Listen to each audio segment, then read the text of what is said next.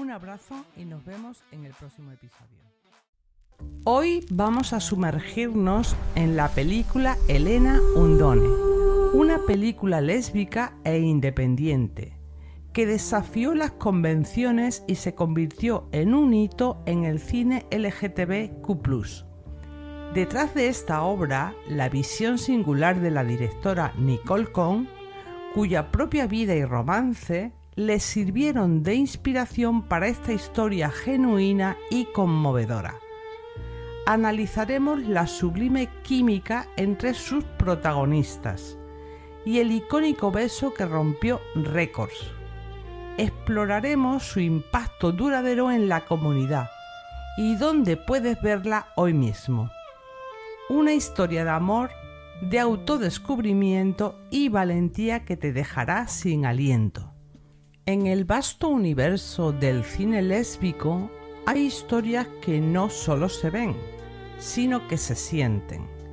Películas que se graban en el alma, no por su grandielocuencia, sino por la honestidad descarnada con la que retratan el deseo, el auto, un eco vibrante en el corazón de nuestra comunidad. Esta obra fue estrenada el 25 de junio de 2010 en el prestigioso Festival Frameline, un importante festival del cine gay en San Francisco.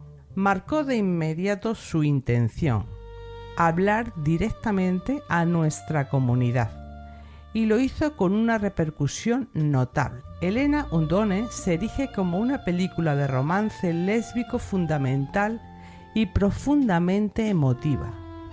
Rápidamente reconocida por presupuestos de Hollywood, logró algo mucho más valioso: conectar de forma genuina con su audiencia. Su éxito no se midió en las grandes salas de cine comercial al principio, sino en el corazón de los festivales queer y en la respuesta de su público. Fue reconocida como la película más vendida de su género en 2010, un logro que subraya la enorme demanda de este tipo de narrativas y demuestra la viabilidad del cine independiente que apuesta por la diversidad de historias. Detrás de esta película se encuentra la visión singular de Nicole Kohn, quien la escribió y la dirigió. Su conexión con la historia es profundamente personal, ya que Helena Undone se basa libremente en su propio romance en la vida real con la cineasta Marina Rice Bader y en su propia experiencia de vida. Esta base biográfica es el corazón que dota a la narrativa de una autenticidad palpable y una profundidad emocional inigualable. No es solo un proyecto profesional, sino un esfuerzo artístico que surge de una experiencia vivida, lo que potencia su éxito. La fotografía, los encuadres, el tono general de la película, todo converge para crear una atmósfera que dota a la narrativa de una autenticidad palpable y una profundidad emocional inigualable. Esta sensibilidad estética es lo que realmente la convirtió en la película más vendida de su género en 2010. Su triunfo confirma que la película satisfizo una necesidad vital de narrativas lésbicas emocionalmente convincentes y bellamente contadas. La historia se centra en dos mujeres cuyas vidas, en apariencia, no podrían ser más diferentes, a dedicarse por completo a ella. La inmensa presión y la tensión se vuelven demasiado abrumadoras, llevando a la disolución tanto del matrimonio de Helena como de su relación con Peyton. Helena se ve forzada a enfrentar la dolorosa elección de dejar a su esposo o terminar su aventura para salvar su matrimonio ya desmoronado y poco gratificante. El contexto de Helena como esposa de un pastor religioso anti-gay y la importancia primordial de la apariencia de su familia amplifican drásticamente lo que está en juego en este romance. Su aventura con Peyton una escritora lesbiana declarada, no es solo extramatrimonial, sino ocularmente a su hijo, ofreciendo un drama maduro y matizado sobre las complejidades de la elección y la consecuencia. Pero más allá de la trama que las rodea, el verdadero latido de Helena Undone reside en el sublime lazo que se forja entre Helena y Peyton. Es una danza de dos almas que se reconocen, un despertar mutuo que se nutre de la vulnerabilidad y la fuerza. La película no solo nos muestra una historia de amor, sino cómo dos mujeres se encuentran y al hacerlo se revelan a sí mismas. La conexión entre Helena y Peyton es tan electrizante que las escenas entre ellas brillan y resplandecen con química y vida. Es en la sutileza de una mirada que se prolonga más de lo esperado, en la ternura de un gesto que se atreve a traspasar los límites impuestos. Es ahí, en esos instantes, donde se esconde la verdadera magia. Sus diálogos están cargados de una admiración y un respeto mutuo que se apoya en cada inflexión de voz, en cada respiración contenida. Se siente el amor incondicional que empieza a florecer, esa conexión profunda que va más allá de las palabras y se expresa en la piel y en el alma. Acciones que lo amenazan. A medida que la relación se intensifica, el mundo de Helena se desmorona por completo. Su matrimonio con ese pastor anti-gay se vuelve tenso y volátil y su propio hijo sufre las consecuencias. La película no endulza la realidad. Muestra que los actos de liberación personal, si bien son vitales para el bienestar individual, pueden tener efectos dominó dolorosos.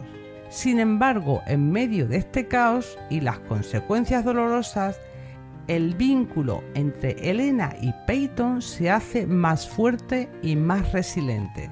Su amor se convierte en un refugio, en un espacio donde, a pesar de los riesgos y el miedo, de apoyo que iluminan el camino de Helena, como su amigo Tyler. Aunque brevemente mencionado, Tyler representa un contrapunto crucial. Su presencia es un ancla de comprensión y apoyo, mostrando que incluso en los momentos más difíciles de autodescubrimiento y transgresión de las normas, puede haber aliados inesperados que ofrecen una mano tendida y un espacio para la autenticidad. Después de que la relación se enfrenta a presiones abrumadoras, 6 meses después del quiebre, se encuentran de nuevo, y ese reencuentro, cargado de emociones no resueltas, las obliga a mirar de frente todo lo vivido. La película nos sumerge en la tensión de ese momento, revelando nuevos giros que alteran la dinámica y abren la puerta a una profunda reflexión sobre las segundas oportunidades y el poder del amor.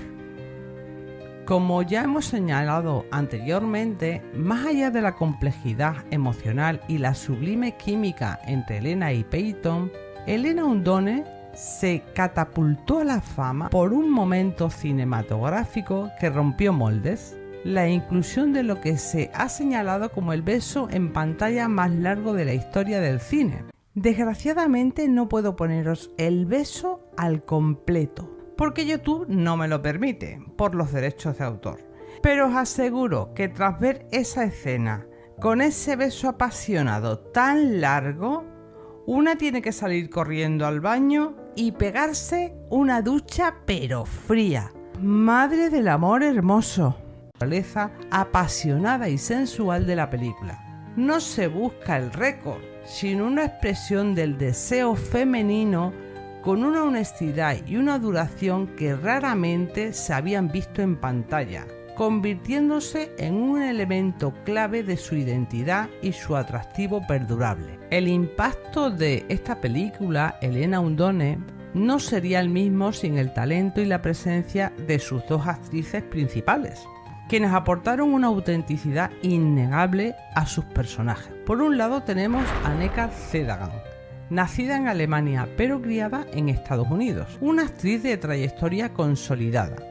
Su carrera profesional incluye tanto televisión, cine y además teatro. Su capacidad para dar vida a personajes complejos y matizados es lo que le permitió capturar el profundo viaje de autodescubrimiento de Elena con una magnífica interpretación, utilizando la expresividad de sus grandes, profundos y encantadores ojos marrones para cautivar al espectador y reflejar el torbellino interno de su personaje. Enfrente y con una actuación impecable encontramos a Tacy Dewing, nacida el 22 de diciembre de 1973 en Alaska. Es de ascendencia siria y cherokee. Su carrera profesional abarca tanto el cine como la televisión. Es reconocida por sus papeles en series como Supernatural, donde interpretó a Pamela Barnes, y también en la serie The Walking Dead. En cine ha participado en películas notables como El diario de Noah o Mr. Brooks, y por supuesto en Elena Undone. Su experiencia y carisma fueron cruciales para aportar la intensidad y autenticidad necesaria al rol de Peyton, la escritora lesbiana que busca llenar un vacío en su corazón encarnando la pasión y la vulnerabilidad de Peyton. Fue la combinación de estas dos trayectorias y talentos lo que dio como resultado una química electrizante, constantemente elogiada. Sus escenas juntas brillan y resplandecen, haciendo que la narrativa sea absolutamente fascinante. Elena y Peyton lograrán forjar el camino que su corazón anhela. Su desenlace emotivo y lleno de significado nos recuerda que el verdadero viaje no es solo encontrar el amor, sino el coraje de vivirlo. Y vamos llegando al final de este episodio. Si este viaje por el sublime amor lésbico de Elena Undone ha despertado tu curiosidad o tus ganas de revivirla, te alegrará saber que a pesar de haber sido lanzada hace más de una década, la película mantiene una amplia accesibilidad en numerosas plataformas digitales, lo que indica una demanda sostenida y su perdurable popularidad. Actualmente, Elena Undone está disponible para alquilar o comprar en plataformas como Amazon Prime Video y Apple Televisión. También puedes encontrarla para alquilar o descargar en Fandango, At Home y en Microsoft Store. Pues nada, llegamos al final. Esperamos que este recorrido por Elena Undone haya resonado contigo. Gracias por acompañarme en este viaje por una película que sigue marcando corazones y recordándonos la valentía de amar con autenticidad. Debo confesar que esta película a día de hoy me sigue conmocionando. Y solo decirte que me encantaría leerte. Deja tu comentario aquí abajo. Te voy a hacer un par de preguntas y si quieres las respondes y si no, no. ¿Qué significa Elena Undone para ti? ¿Qué escenas recuerdas con más cariño o qué te enseñó su historia? Tu voz ya sabes que es esencial para esta comunidad. Y sin más, me despido hasta el próximo episodio. Como siempre os mando mucho amor y mucho cariño y nos vemos en el próximo episodio. Como ya suponéis, hoy vamos a hablar de la vida de Adele. Me enteré de la desagradable polémica que la rodeó esta misma semana y fue, claro, mientras investigaba y buscaba contenido para este canal. Pensé que era un tema imprescindible, pero también me asaltó la duda. Esto pasó en el 2013 y entonces yo me pregunté, ¿seré la única persona en el planeta que no conocía esta historia? Y después de mucho pensarlo decidí traerlo, porque quizás no tanta gente está enterada del lado oscuro de esta película. Lo primero que hice fue investigar en blogs y vídeos de YouTube, y para mi sorpresa fue que encontré muy poco contenido que abordara la controversia de fondo.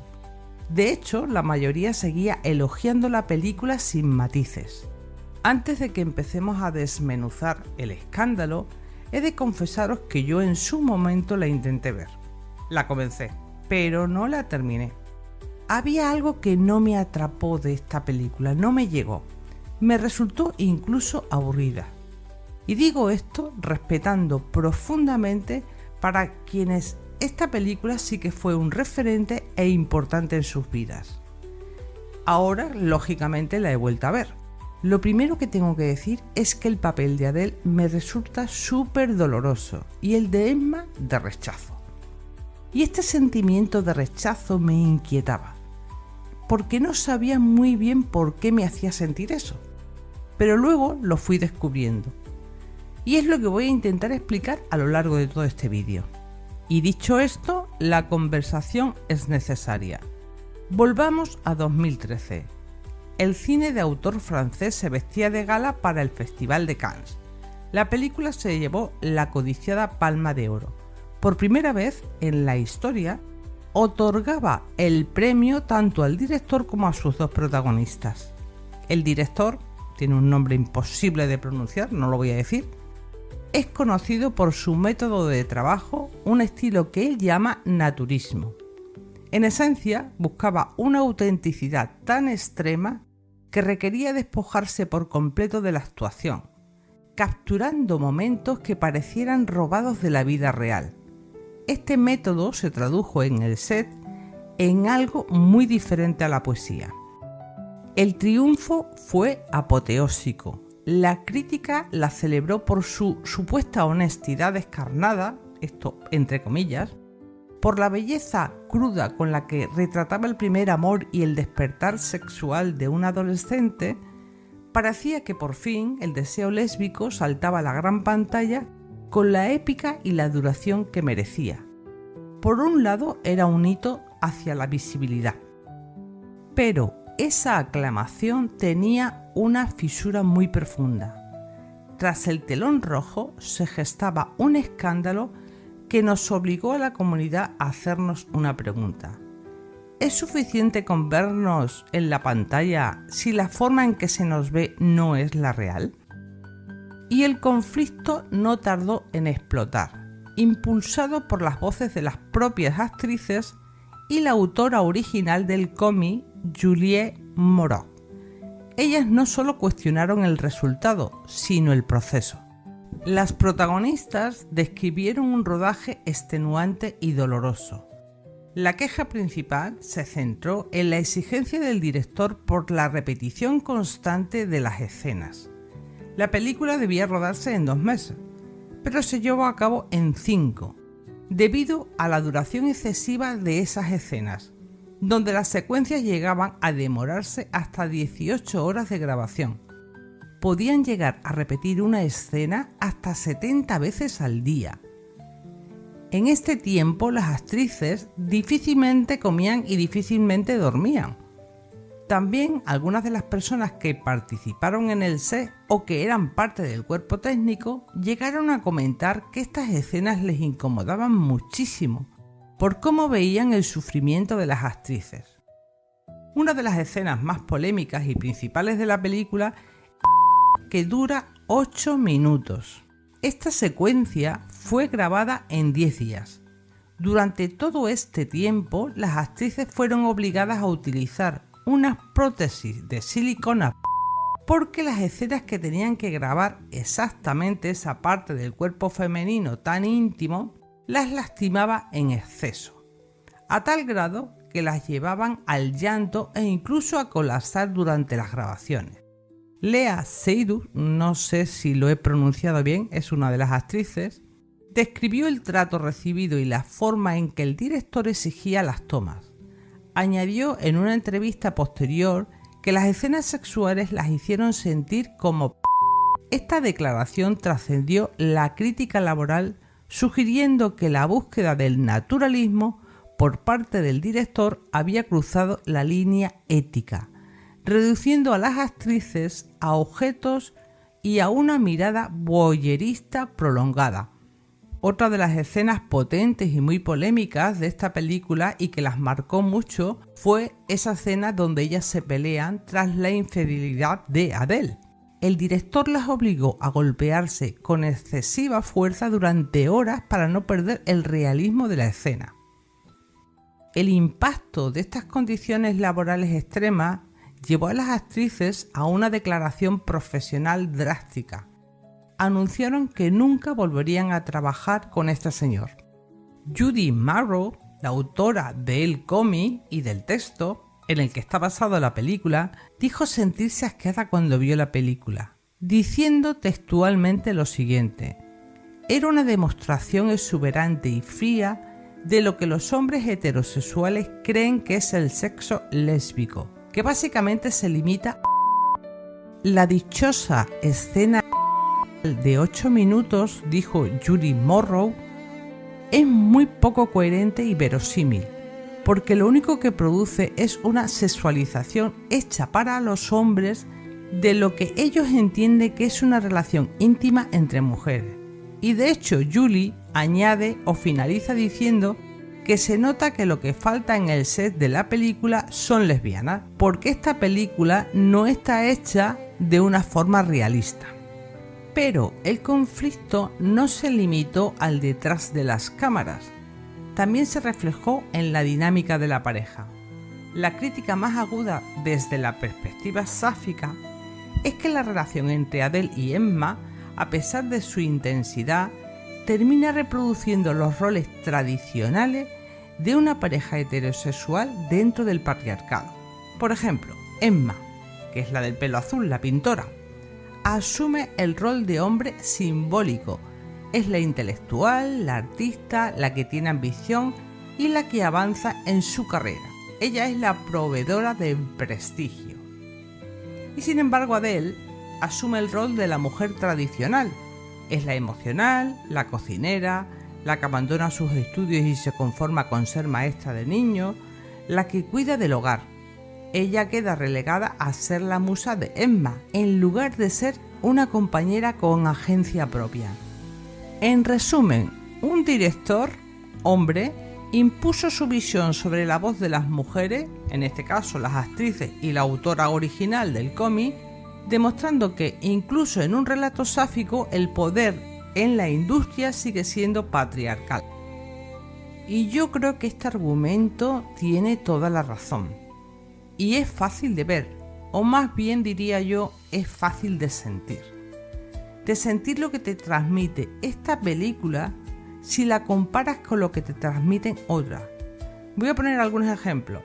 Una mujer en llamas, Amonite, o algunas de las que ya tenemos en este canal, desde The L Word, que fue estrenada en el 2003, 10 años antes, hasta Elena Undone y otras tantas. ¿Y cuál es la diferencia? La diferencia es muy sencilla y muy contundente. Estas películas están hechas y dirigidas por mujeres lesbianas. Y eso, por supuesto, lo cambia todo. ¿Y cómo se defendió este director? Pues ante la ola de acusaciones y las denuncias públicas de sus protagonistas, él no ofreció ninguna disculpa, por supuesto. Por el contrario, su reacción fue de defensa y de lamento. Defendió su proceso como necesario para el arte y lamentó el hecho de que las actrices hubieran utilizado la plataforma de Cannes para hablar mal de él. Argumentó que si las actrices habían sufrido tanto, no deberían haber aceptado la Palma de Oro. Él intentó desacreditar sus testimonios aludiendo a la ingratitud y al presunto interés personal de las actrices por el éxito, desviando la conversación del debate ético hacia un conflicto personal. Este fue un movimiento clásico del cine de autor: priorizar la obra sobre el bienestar de las personas involucradas y usar la fama para silenciar el conflicto laboral. Y no solo intentó desacreditar sus testimonios, el director fue más allá. Su estrategia fue insinuar públicamente una supuesta rivalidad o fricción entre sus dos protagonistas. El director sugirió que las actrices tenían problemas entre ellas o que estaban celosas. Sin embargo, esto fue categóricamente desmentido por ellas. De hecho, el proceso de rodaje, con sus largas jornadas y las experiencias traumáticas compartidas, no las separó, sino que todo lo contrario, las unió de manera profunda y cómplice. Ellas testificaron que el apoyo mutuo fue fundamental para sobrevivir a las 10 semanas de rodaje. El intento del director de crear una narrativa de celos femeninos fue en esencia un movimiento para desviar el foco del verdadero problema, el desequilibrio de poder entre el director y las trabajadoras. 10 años después, la Palma de Oro de la vida de Adele es para muchas un recuerdo agridulce. Respetamos profundamente a quienes la sintieron como un referente vital. Pero la historia nos enseñó una lección clave: la visibilidad sin ética no es suficiente. Nuestro deseo sáfico merece ser contado con nuestra propia mirada. Y hasta aquí el episodio de hoy. Me gustaría preguntarte y leerte en los comentarios: ¿sabías tú de esta polémica? ¿O qué sentiste tú al ver la vida de Adele? ¿Para ti fue un referente o una decepción? Te leo atentamente en los comentarios. Y sin más, como siempre, me despido con mucho amor y mucho cariño. Hasta el próximo episodio. ¿Qué tienen en común una estrella de Hollywood, una cantautora puertorriqueña, una actriz española multipremiada y una letrista andaluza capaz de romperte el alma con una sola frase? Pues que todas salieron del closet, todas lo hicieron a su manera. Y sí, vamos a hablar de talento, de visibilidad y de amores lésbicos dignos de novela. Porque entre tanta lucha, un poco de drama sentimental también es patrimonio queer. Yo que tú me quedaba hasta el final porque la cosa promete. Salir del closet nunca ha sido un gesto menor. Para muchas, sigue siendo una decisión cargada de implicaciones personales, familiares y sociales. Ahora imagina hacerlo bajo los focos, con cámaras grabando cada palabra y titulares listos para explotar en 4 minutos. En este recorrido queremos poner el foco en ellas, en las actrices, cantantes y mujeres reconocidas que decidieron vivir su verdad también en público. Algunas lo hicieron con declaraciones sentidas, otras desde la discreción, pero con pasos firmes. Todas a su manera abrieron camino, porque cada historia contada suma, cada referente visible importa. Y aunque ya no nos sorprenda tanto ver a una mujer amar a otra, lo cierto es que seguimos necesitando esas voces que nos recuerdan lo que es vivir en libertad. Jodie Foster, la voz firme del talento y la intimidad. Pocas actrices brillan con la intensidad y la inteligencia de Jodie Foster. Su presencia en pantalla impone, pero también conmueve. Dueña de una mirada que parece atravesar al espectador. Ha interpretado a personajes muy complejos, incómodos, incluso inolvidables. A los 14 años ya tenía una nominación al Oscar y a los 29 lo había ganado 2 veces, por la película Acusados y también por El silencio de los corderos. Su carrera ha sido sinónimo de excelencia, profundidad y riesgo. También ha dirigido, producido y sostenido durante décadas un lugar incuestionable en Hollywood. Durante mucho tiempo su vida privada fue precisamente eso, privada. Nunca negó su orientación, pero tampoco habló abiertamente de ella. En un entorno tan expuesto como es la industria del cine, su silencio era tanto una defensa como una postura política. No tenía por qué dar explicaciones. Los rumores existían desde hacía años, pero Jodie no alimentaba el espectáculo. Fue en 2013, al recibir un premio a su trayectoria en los Globos de Oro, cuando decidió romper el silencio. No dijo soy lesbiana, dijo algo mucho más complejo y mucho más genuino. Ya salí del armario hace 1000 años, en la edad de piedra. Ese discurso fue más que una declaración. Fue una crítica velada a la presión que sienten las figuras públicas para definirse. También una defensa del derecho a la propia privacidad y al propio tiempo. Fue un gesto de visibilidad que el público queer recibió con emoción, por humano y por necesario. Desde 2014 está casada con, vais a tener que perdonar mi inglés porque no sé inglés, es lo que hay. Alessandra Edison, fotógrafa y también actriz, con quien mantiene una relación desde 2013. No tienen hijos en común, pero Jodie es madre de 2 hijos, Charlie y Kit, fruto de su relación anterior con la productora Cindy Bernard, con quien mantuvo una pareja estable durante más de una década. Pero Jodie nunca hizo de su vida privada una estrategia mediática. Su visibilidad no fue una bandera, sino un espejo en el que muchas pudieran por fin verse reflejadas con dignidad. Años más tarde, es decir, hace nada, en el 2024, vuelve a ser noticia, pero esta vez como actriz en la serie True Detective, donde interpreta a una detective lesbiana en la madurez. La serie fue celebrada, pero también generó polémica en algunos medios por una razón totalmente absurda. Jodie, con más de 60 años, aparece en escenas íntimas. Las críticas misóginas no se hicieron esperar. Que si era innecesario, que es incómodo. Un ejemplo perfecto de cómo el edadismo sigue castigando a las mujeres, especialmente cuando se atreven a mostrarse deseantes después de los 50. Porque mientras actores varones de la misma edad siguen protagonizando escenas de sexo con mujeres veinteañeras sin que nadie se inmute. Basta que una mujer mayor exprese deseo para que se activen todos los prejuicios. Pero Jodie, fiel a su estilo inteligente, no ha hecho declaraciones defensivas.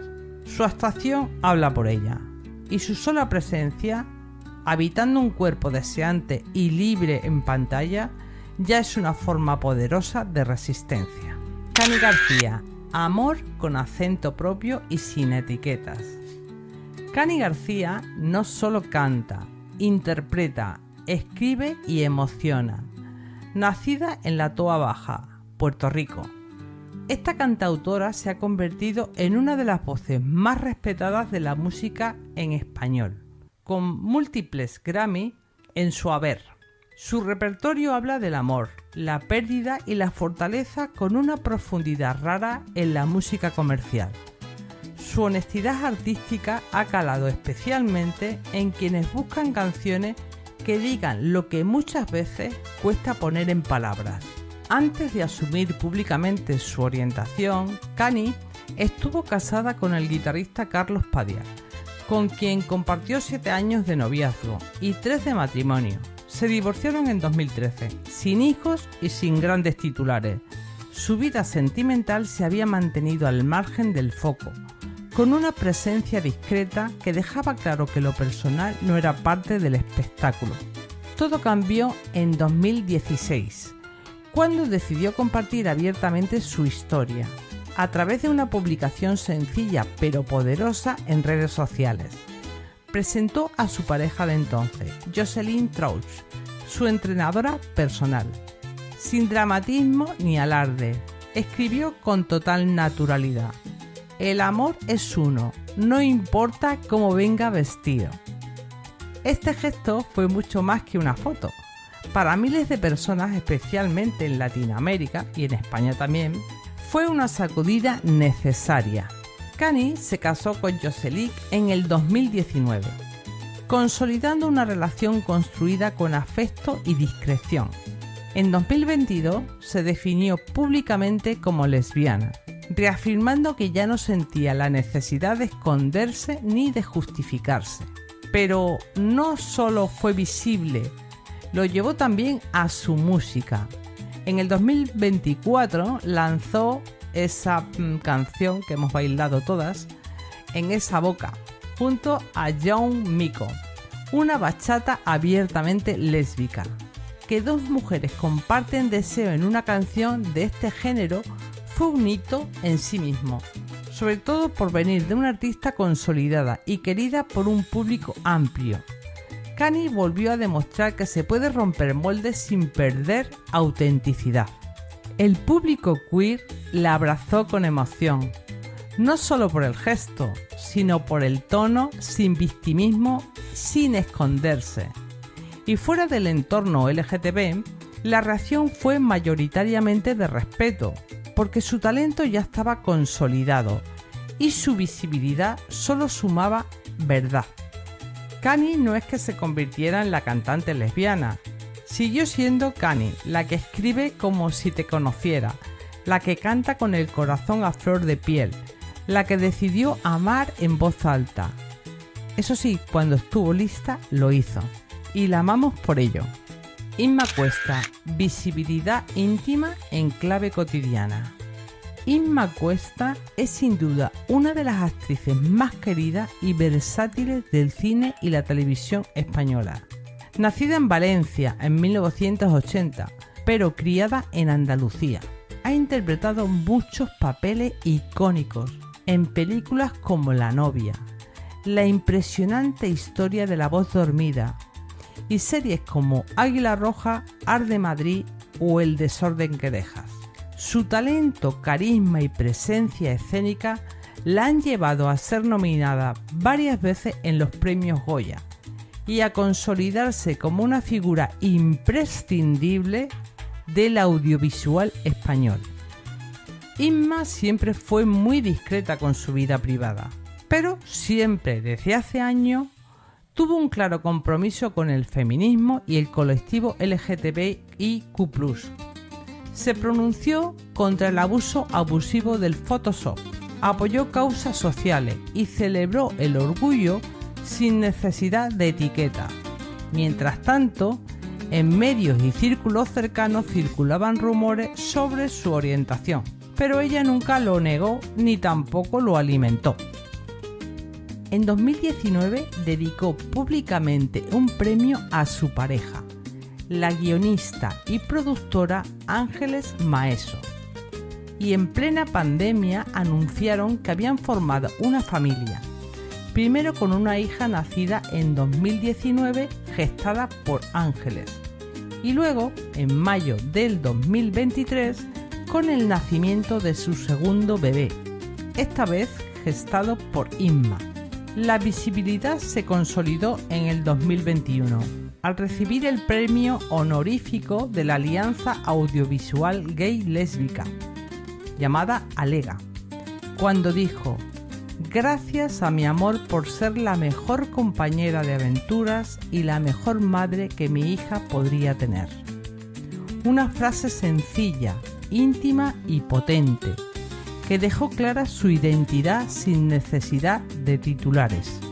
Y finalmente, en junio de 2025, o sea, hace nada, Inma y Ángeles formalizaron su relación con una boda íntima que hicieron pública el 3 de julio, coincidiendo con el 20 aniversario del matrimonio igualitario aquí en España.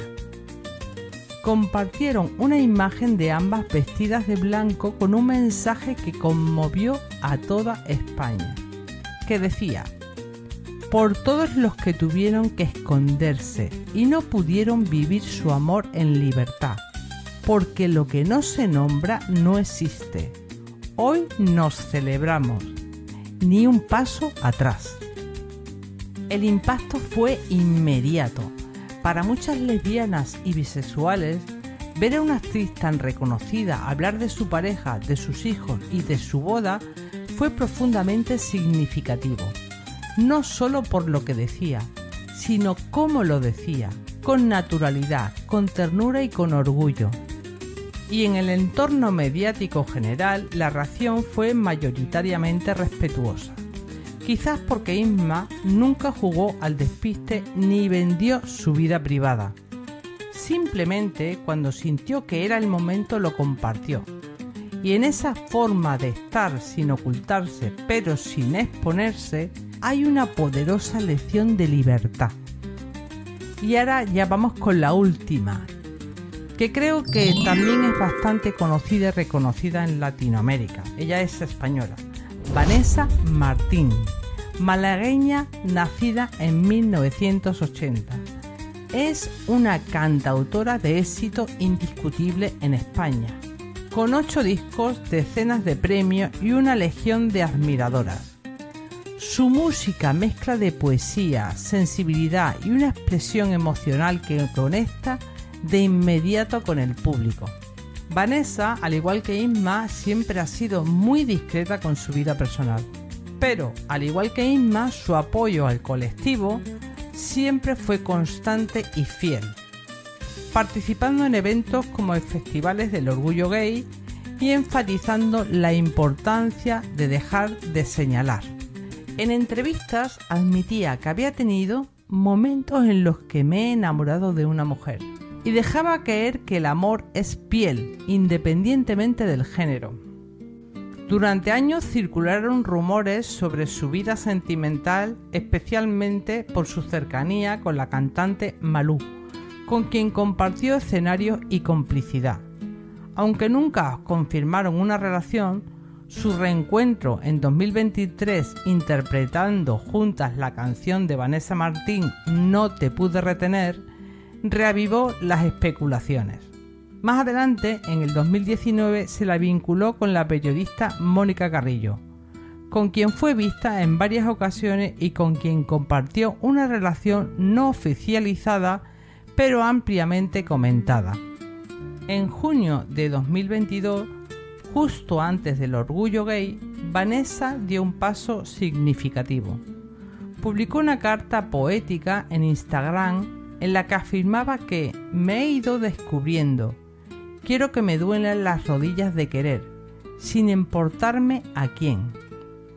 Fue un mensaje de visibilidad que recogió múltiples elogios por su sinceridad.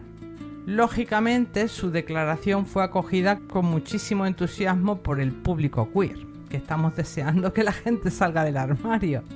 Además, lo ha hecho en plena madurez. Vanessa Martín se reconoce como bisexual. No le importa tanto el género, sino las personas. Y ahora que hablo de la bisexualidad es un tema quizás a tratar porque hay personas bisexuales que no se sienten respetadas o se sienten señaladas tanto por los heterosexuales como por el colectivo LGTB. Y yo creo que es un tema interesante a tratar. Pero dicho esto, sigo con Vanessa Martín. Vanessa, a diferencia de los modelos tradicionales de las salidas del armario, siempre cultivó una visibilidad ambigua, discreta pero firme. Hablaba de sus novias, compartía momentos íntimos entre bambalinas y siempre defendió que lo relevante es la música y no el morbo. Este paso no solo firmó su identidad pública, sino que la convirtió en referente para muchas personas lesbianas o bisexuales que se reconocieron en una mujer que ama sin tapujo, pero elige su momento y su forma. Estas 4 mujeres visibles, talentosas y valientes, 4 historias distintas con tiempos propios, decisiones íntimas y gestos que resonaron más allá de lo personal, pero ya sabemos que hay muchas más. Por eso, este episodio es solo el comienzo. Seguiremos explorando otros nombres, otros relatos y otras formas de amar en futuros capítulos. Porque salir del armario cuando se es una figura pública, debemos reconocer que implica mucho más que hacer una declaración. Es exponerse al juicio social, a la prensa, a las expectativas ajenas. Es arriesgar contratos, titularse en escándalos, verse reducida a una etiqueta. No es casual que muchas veces lo retrasen, lo esquiven o simplemente lo descarten. Y sin embargo, cuando lo hacen, cuando una mujer decide decir sí, esta soy yo y amo así, ocurre algo poderoso. Las piezas encajan para muchas otras que aún no pudieron hacerlo, porque visibilizar no es obligar. Es ofrecer la posibilidad, es abrir un espejo donde antes solo había vacío, es recordar que lo que no se nombra no existe y que existir de verdad ha sido siempre un acto político. Desde luego respetamos los silencios, pero también celebramos los gestos, porque cada vez que una mujer lesbiana o bisexual cuenta su historia, sin escándalo y sin pedir permiso, el mundo se vuelve un poco más habitable para todas. Y hasta aquí el episodio de hoy. Espero que te haya gustado. Y si quieres que cada vez seamos más, solo te pido 3 gestos. Suscríbete si aún no lo has hecho. Un me gusta no cuesta nada. Y un comentario. Hazlo como quieras. Emoticono, una reflexión, una experiencia, da igual, pero hazlo. Porque amiga, así funcionan los algoritmos. Y dicho esto, me despido hasta el próximo episodio con un abrazo enorme y mucho amor para todas vosotras. Hoy vamos a hablar de 3 series españolas muy distintas entre sí. Machos Alfa, Sky Rojo y ¿A qué estás esperando? En todas ellas los personajes se reparten el protagonismo, pero hay algo que las une, la presencia de mujeres que aman a otras mujeres. Aunque la trama principal no gire en torno a ellas, sus personajes tienen peso, historia y voz propia. Ya no son un añadido, sino parte esencial del relato. Vamos con la primera de ellas, Machos Alfa. Es una comedia que da pie a un excelente análisis sobre cómo se trata la diversidad en la ficción. En Machos Alfa, un grupo de 4 amigos de mediana edad lucha por adaptarse a un mundo en el que las reglas que conocían ya no se aplican. La masculinidad se redefine, los privilegios se tambalean y las relaciones cambian. En la tercera temporada, además, se incorpora una trama que merece nuestra atención. La historia de Luz, la mujer de uno de los protagonistas, Raúl, quien empieza a explorar una nueva forma de amar y se involucra con otra mujer, lo que añade una capa genuina de visibilidad sáfica dentro de la serie, sin perder el humor que la caracteriza. Luz ha pasado buena parte de su vida siendo la mujer de, la pareja del protagonista, la figura estable. En la primera temporada su papel giraba alrededor de su relación con Raúl y de los conflictos que él arrastraba. En la segunda, se empodera, harta de las mentiras de él, lo deja y solo quiere relaciones sin compromiso. Aunque entre ellos hay idas y vueltas, Luz tiene muy claro que su compromiso con él terminó, cosa que Raúl no acaba de encajar, pero se va dando cuenta de que Luz ya está en otra cosa. Lo que no esperaba es que esa otra cosa fuera una mujer. En esta tercera temporada es cuando aparece Paz. Ellas dos trabajan en el mismo entorno y desde el primer momento hay una química sutil entre ellas. No es la típica atracción inmediata de telenovela, sino algo más natural. Se entiende, se ríen de las mismas cosas y poco a poco empiezan a mirarse distinto. El episodio donde todo se desencadena se titula Bollera Fijo, y ya el nombre lo dice todo. La serie usa el humor para burlarse de los prejuicios, no de las mujeres. En este capítulo, Luz empieza a darse cuenta de lo que siente por Paz, que no es una simple amistad. Y aunque ella intenta disimularlo, las señales son claras.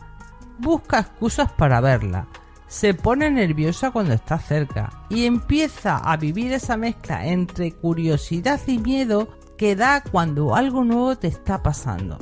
Paz, por su parte, no da tantas vueltas, es directa, libre y sabe muy bien lo que quiere. Entre bromas, miradas y conversaciones cada vez más cercanas, va derribando las defensas de Luz hasta que, casi sin planearlo, pasa lo inevitable. Un beso y después una relación que empieza a coger forma. Todo va estupendamente hasta que aparece el temido tema del compromiso. Paz quiere algo serio. Luz, en cambio, aún no está lista para etiquetar nada. Eso las distancia, pero por un tiempo breve. Porque Paz, que no es de las que se rinden, con su humor, su encanto y esa manera suya de descolocar a todo el mundo, consigue que Luz vuelva a mirarla con el corazón abierto. Y cuando por fin lo hace, ya no hay marcha atrás. Luz deja de resistirse y se lanza a vivir lo que siente sin miedo. La historia culmina como nadie esperaba en esta serie, con una boda preciosa, sencilla y luminosa. Su historia no pretende ser épica, pero termina siéndolo dentro del tono de la serie. En una trama donde los hombres no entienden muy bien qué les está pasando, ellas son las dos únicas que avanzan, las únicas que se atreven a sentir sin tanto análisis. Machos Alfa, que nació como una crítica a la masculinidad tóxica, termina dejando que sean dos mujeres las que muestren lo que es vivir con autenticidad. Vamos a por la siguiente. Se titula Sky Rojo.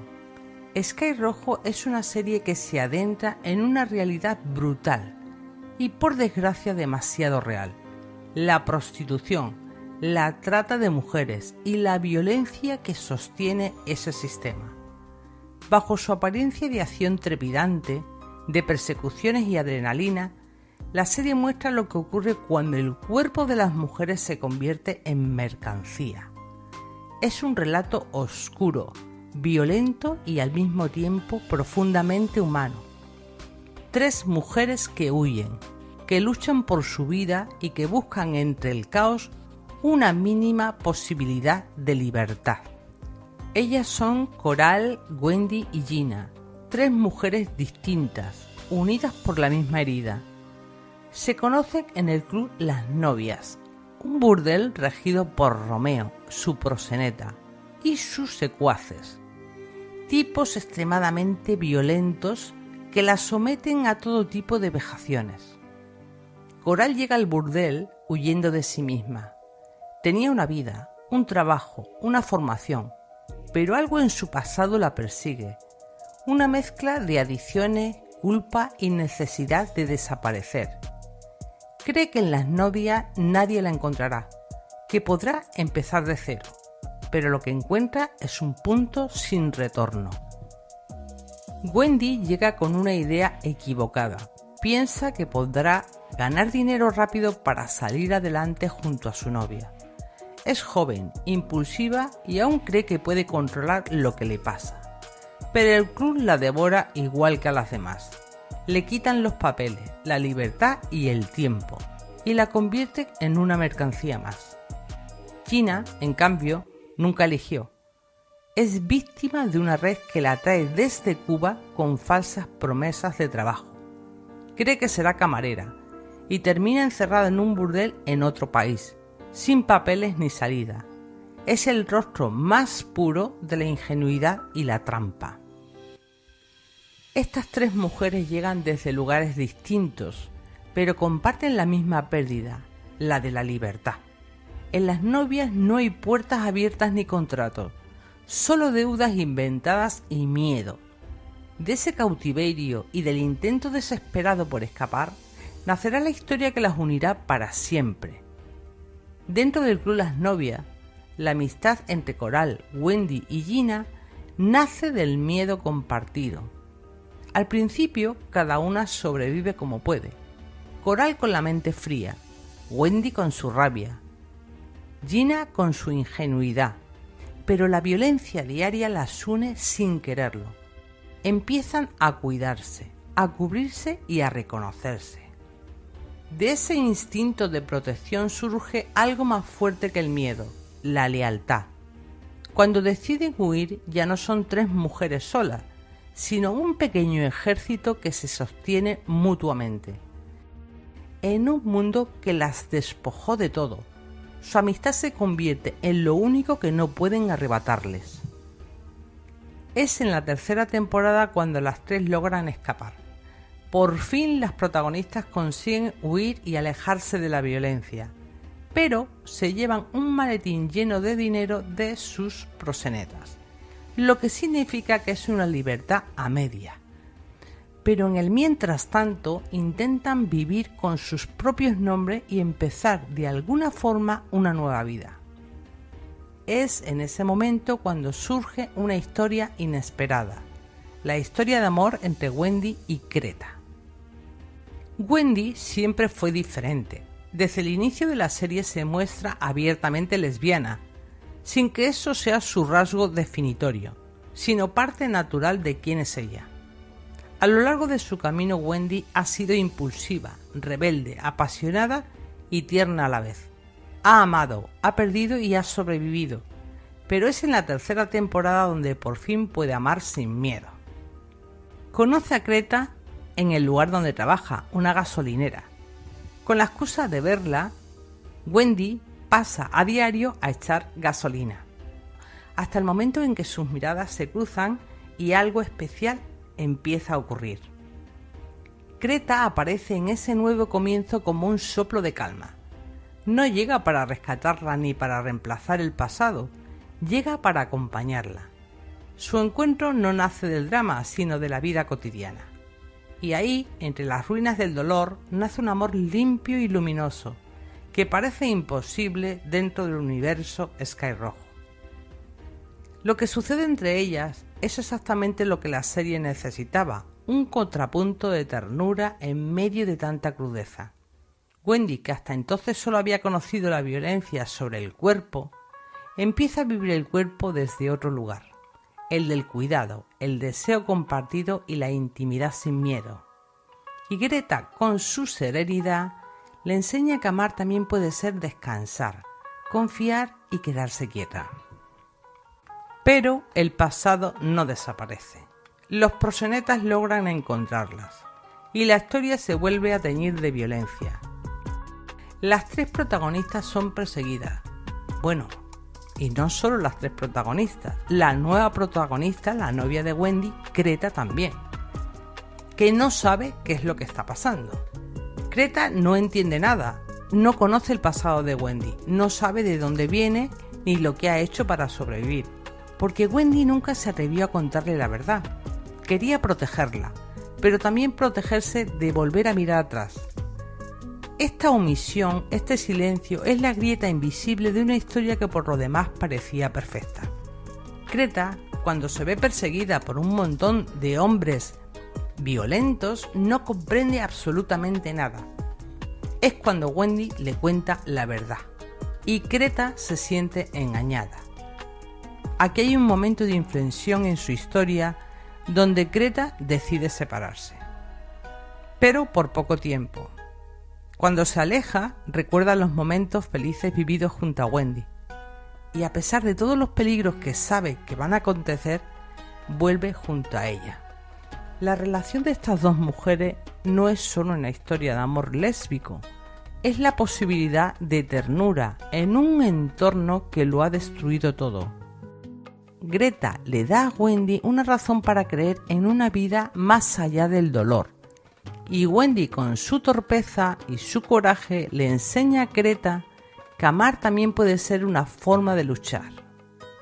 Hay otra cosa muy hermosa en esta serie, y es la amistad de estas tres mujeres. Lo que más resuena en mi cabeza son esas conversaciones entre ellas tan profundas, honestas y desgarradoras, que es imposible no emocionarse al escucharlas, con una interpretación magistral. Pero volvamos a la trama. Librarse de estos seres indeseables no es tarea fácil. Una de sus protagonistas, Gina, muere al dar a luz. Gina había salido embarazada del prostíbulo. Wendy queda a cargo del bebé junto a Creta y Coral.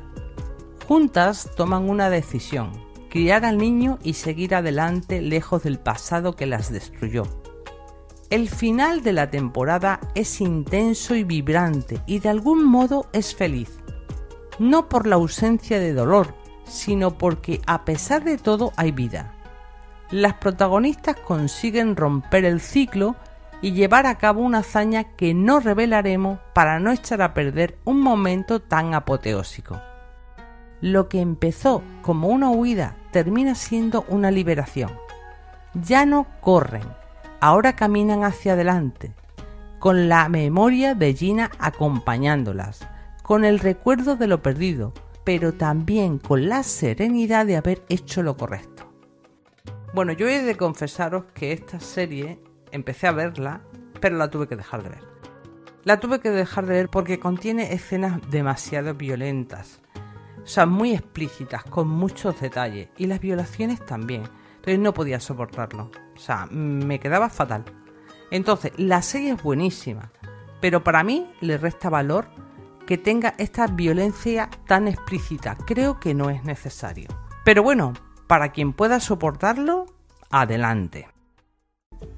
Pues bien, vamos a por la tercera y última serie, que se titula ¿A qué estás esperando? ¿A qué estás esperando? Es una comedia romántica que combina deseo, humor y conflictos familiares. La historia gira en torno a Can Dogo, interpretado por Rubén Cortada, un piloto de avión soltero y mujeriego que, presionado por su padre, un empresario tradicional y controlador, debe acudir a una serie de cenas para conocer posibles candidatas al matrimonio. En medio de ese plan absurdo y lleno de prejuicios, Can conoce a Sonia, interpretada por Adriana Torrevejano, una mujer independiente y madre soltera que rompe con todas las expectativas. A partir de esa premisa, la serie despliega un retrato coral donde cada miembro de la familia tiene su propio conflicto. Pero entre todos ellos hay uno que destaca, porque es lo que a nosotras nos interesa: el de Raisa, la hermana del protagonista. Raisa es lesbiana, y eso, dentro de una familia conservadora como la suya, se convierte en un motivo de tensión constante. Desde el primer momento se percibe la distancia con su padre, un hombre acostumbrado a decidir por los demás, a imponer lo que él considera correcto. Raisa no encaja en ese molde y su libertad se vuelve una amenaza para el orden familiar. Él no acepta su orientación y ella no está dispuesta a seguir ocultándola. Raisa acaba de pasar por una ruptura amorosa. Su relación con Amélie, una mujer a la que amaba profundamente, terminó. Y ese duelo la deja frágil, confundida y con una tristeza que intenta disimular con ironía. Empieza terapia, intenta reconstruirse, pero su entorno familiar no se lo pone fácil. Su padre la presiona para que siente la cabeza, como si amar a otra mujer fuera una fase que debe superar. Ese conflicto llega a un punto más alto cuando Raisa se enfrenta a su padre en una de las escenas más potentes de la serie. Mirándolo a los ojos le lanza una frase que lo cambia todo, y dice: «Prefiero ser lesbiana que vivir del dinero de alguien que no me respeta». Esa línea directa y valiente marca un antes y un después. Por primera vez Raisa no se defiende, se afirma, deja de justificarse y exige respeto. A partir de ahí la serie le da un espacio para reconstruirse. En una cena entre las familias Dogo y Betcher, Raisa conoce a Ruth, la hermana de Sonia. Entre ellas surge una atracción inmediata, juguetona, que devuelve a Raisa algo que había perdido: la alegría. Ruth irrumpe como una corriente de aire fresco, espontánea, sin miedo, y esa energía conecta con la necesidad de Raisa de volver a vivir sin esconderse. Su relación se desarrolla con naturalidad, con situaciones absurdas también, no olvidemos que es una comedia, pero comparten momentos de humor, de complicidad y ternura. Hay deseo, pero también hay cotidianidad. Y sobre todo hay luz, la luz de una mujer que ha aprendido a quererse y que después de tanto dolor vuelve a confiar. La familia, sin embargo, sigue siendo un campo de batalla. Su padre no cede, pero algo en la casa cambió. El hermano, que la apoya incondicionalmente, y su madre, que intenta entenderla. Y Raisa poco a poco empieza a ocupar su lugar, ya no como la hija rebelde, sino como una mujer adulta, coherente, que ama a quien ama y no lo negocia. En esta serie ¿A qué estás esperando?, la historia de Raisa no es un añadido, es una declaración. Dentro de una comedia sobre hombres que buscan cumplir con lo que se espera de ellos, Raisa representa justo lo contrario, una mujer que decide ser fiel a sí misma, aunque eso le cueste la aprobación de la familia. Y ahí está el encanto de esta historia. Es una comedia ligera en medio de escenas, malentendidos y carcajadas. La trama de Raisa aporta emoción. Y hasta aquí el vídeo de hoy. Hoy te traje un drama y dos comedias, porque hay momentos para todo. Hay veces que necesitamos una historia intensa que nos remueva y nos deje pensando, y otras algo ligero que nos haga sonreír y que nos quite peso de la cabeza. Como por ejemplo una serie que es de mis favoritas, Sin Huellas, que la tenemos en el canal. Te dejaré el enlace en la pantalla final y en la caja de descripción. Y sin más, me despido hasta el próximo episodio. Con todo mi amor y con todo mi cariño. ¡Chao! Hola chicas, pues aquí me tenéis de nuevo. La ausencia ha sido bastante breve, pero la verdad es que os echaba en falta. Así que me decidí volver, aunque sea haciendo episodios más distanciados en el tiempo, es decir, cuando yo pueda. Así que dicho esto, empecemos con el episodio de hoy. 3 historias muy distintas, un mismo hilo que las une. Mujeres que guardan secretos, que aman a escondidas y que desafían lo que la sociedad espera de ellas. En las largas sombras, un amor oculto resurge entre la culpa y el misterio. En The Haunted Vives, el deseo entre mujeres se mezcla con la seducción y el peligro. Y en la serie El profesor Malson and the Wonder Woman, un triángulo imposible demuestra que el amor puede desafiar todas las reglas. 3 relatos, 3 maneras de mostrar que, incluso en la oscuridad, el amor entre mujeres nunca deja de arder. Empezamos con la primera serie, que se titula The Haunted Vives, en español, Las esposas cazadoras. Hay lugares donde la apariencia lo es todo. Casas perfectas, jardines impecables, sonrisas de revista, pero detrás de esa fachada se esconden secretos, obsesiones y peligros. The Haunted Vives, que puedes verla en Netflix, nos lleva al corazón de Texas para descubrir hasta dónde puede llegar la ambición, el deseo y la necesidad de pertenecer. Esta es la historia de Sophie O'Neill, una mujer que busca un nuevo comienzo y termina atrapada en una red de lujo, seducción y crimen. Una historia donde nada es lo que parece y donde incluso el deseo entre mujeres puede convertirse en un arma de doble filo. Sophie deja atrás Boston y se traslada con su marido y su hijo a un pequeño pueblo de Texas. Quiere empezar de cero, huir de su pasado marcado por la culpa de un accidente. La vida en Texas parece prometer calma, una comunidad tranquila, reuniones sociales, el calor del sur. Pero pronto Sophie descubre que bajo esa superficie late un mundo bastante oscuro, hecho de envidias, secretos y juegos de poder. En ese nuevo universo aparece Margot, la mujer más fascinante de Maplebrook. Es rica, segura de sí misma, magnética. Margot lidera un grupo exclusivo considerado como The Haunted Vives, mujeres poderosas que se reúnen a beber, disparar y compartir secretos que nunca saldrán a la luz. Desde el primer momento Sophie se queda hipnotizada. No es solo admiración, hay un deseo escondido, una atracción que no se atreve a nombrar. Margot representa lo prohibido, lo que Sophie nunca se ha permitido ser. Poco a poco Sophie se adentra en el círculo de las esposas cazadoras. Noches de copas, las risas entre confidencias, la tensión en las miradas, hacen que cada encuentro sea un paso más hacia el abismo. Margot juega con ella, la atrae, la manipula, la hace sentir especial y al mismo tiempo la pone a prueba. Entre ambas surge una relación cargada de ambigüedad. ¿Es amistad? ¿Es rivalidad o es deseo? Sophie, que llegó buscando la paz, empieza a perderse en una espiral de obsesión y fascinación por esa mujer que la desarma, y lo que parecía un juego se convierte en una pesadilla. Cuando aparece el cuerpo de Abby, una adolescente en el bosque donde las esposas cazadoras suelen reunirse, el pueblo entero queda sacudido. La policía investiga. Y Sophie, atrapada por su cercanía con Margot y el grupo, se convierte pronto en sospechosa. La pistola que ella misma había comprado acaba apareciendo como prueba en el caso. La línea entre la diversión peligrosa y el crimen real se rompe de golpe.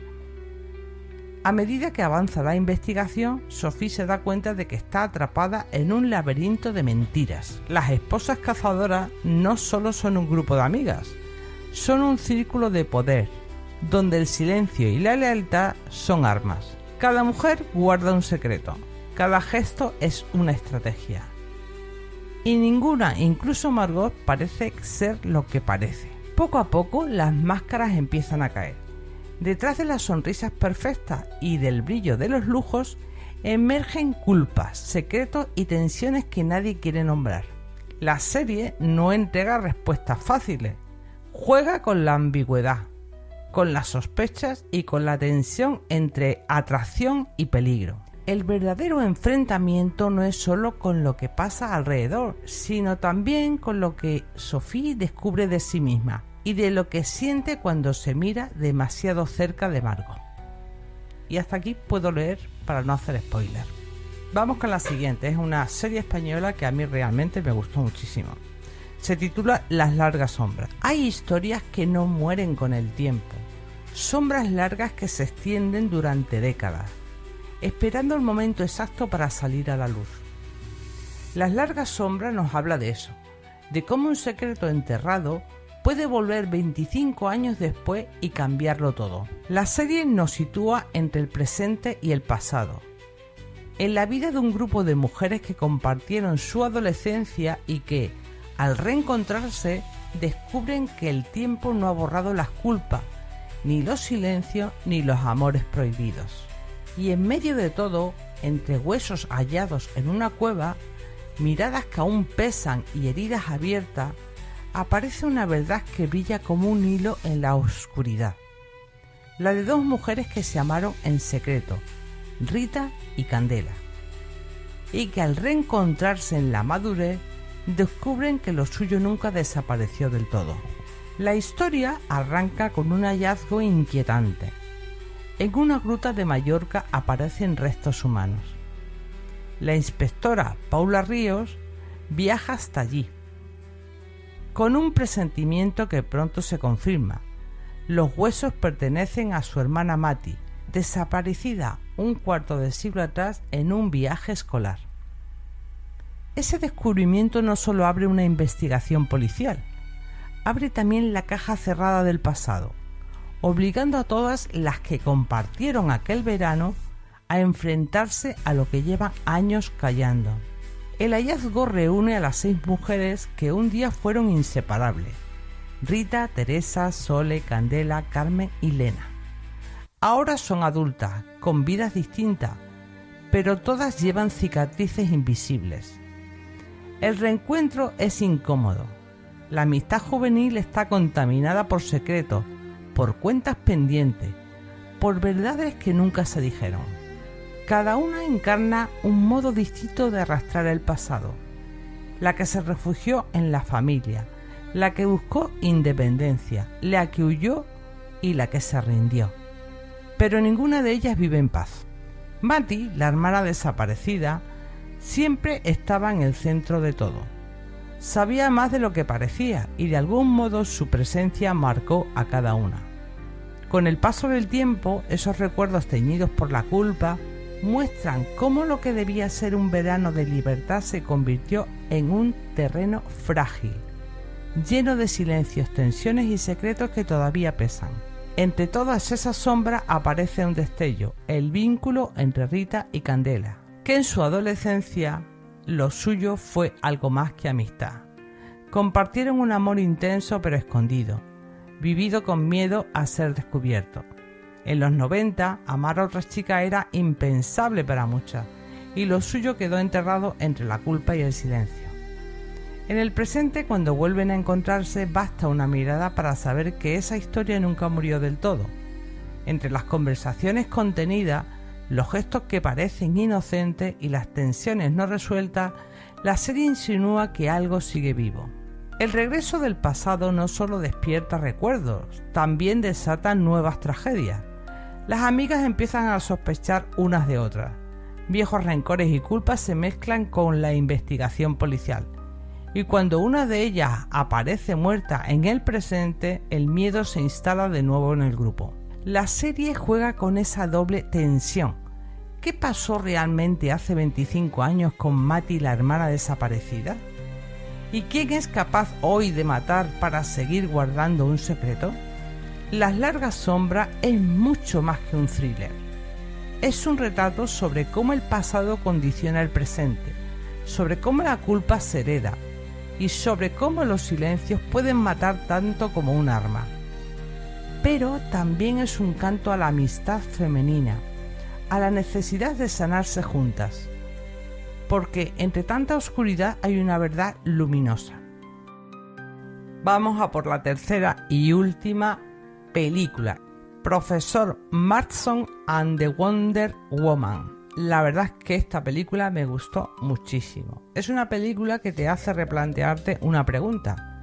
¿Se puede amar a dos personas a la vez? La mayoría de la gente, incluso yo, dice no.